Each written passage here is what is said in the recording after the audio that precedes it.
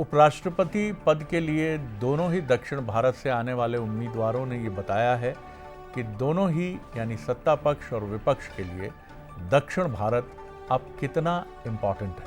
क्या इन दोनों के बीच में टक्कर भी ज़बरदस्त होगी, ये तो भविष्य बताएगा। लेकिन इन दोनों नेताओं के बारे में कुछ और मालूमात हासिल करने की कोशिश ज़रूर हम करने का प्रयास करते हैं। तो एक तरफ है तमिलनाडु के सीपी राधाकृष्णन जो एनडीए के उम्मीदवार हैं, वो कोयम्बटूर से 2 बार सांसद रह चुके हैं। और दूसरी तरफ है विपक्ष के उम्मीदवार आंध्र प्रदेश के बी सुदर्शन रेड्डी, एक तमिलनाडु से एक आंध्र प्रदेश से, एक सुप्रीम कोर्ट के जज रहे हैं, एक 2 बार के सांसद हैं और तमिलनाडु में अच्छी होल्डिंग रखते हैं। सीपी राधाकृष्णन तमिलनाडु में बीजेपी के अध्यक्ष भी रहे, वहीं बी सुदर्शन रेड्डी आंध्र प्रदेश हाईकोर्ट के जज रहे। राधाकृष्णन झारखंड और तेलंगाना के राज्यपाल भी रहे, तो बी सुदर्शन रेड्डी गुवाहाटी हाईकोर्ट के चीफ जस्टिस बने। फिलहाल सीपी राधाकृष्णन महाराष्ट्र के राज्यपाल रहे, तो रेड्डी 2007 से 2011 तक सुप्रीम कोर्ट के भी न्यायाधीश रहे। यानी बेहिचक ये कहा जा सकता है कि एक तरफ सियासत और संगठन का अनुभव रखने वाले नेता, तो दूसरी तरफ न्यायपालिका से आए साफ सुथरी छवि के निष्पक्ष व्यक्तित्व के साथ सामने आए सुदर्शन। यानी मुकाबला दक्षिण भारत की धुरी पर है और हो सकता है दिलचस्प हो।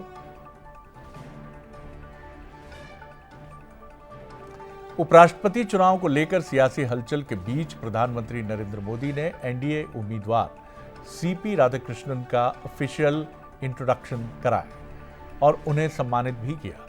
प्रधानमंत्री ने सीपी राधाकृष्णन को लेकर कहा कि वो ओबीसी समाज से आने वाले जमीनी नेता हैं, बेहद सहज स्वभाव के हैं और राजनीति को खेल की तरह नहीं लेते। इस दौरान केंद्रीय मंत्री किरण रिजिजू ने विपक्ष से भी राधाकृष्णन जी के समर्थन की अपील की। उपराष्ट्रपति की रेस में अब पूरी तस्वीर साफ है, पर सवाल यही है कि विपक्ष की एकजुटता कितनी कारगर और मजबूत होती है और क्या ये एकजुटता एनडीए के नंबर गेम को यानी उनके संख्या बल को भी चुनौती दे पाएगी। अब इसको भी समझने की कोशिश करते हैं। संख्या बल का ये गणित, कुल वोटर सांसद हैं 782, लोकसभा के 542, राज्यसभा के 240, बहुमत का आंकड़ा 392 सांसदों का जो इसमें वोटर्स की भूमिका निभाते हैं। सरकार के साथ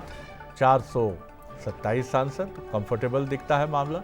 लोकसभा में 293, राज्यसभा में 134।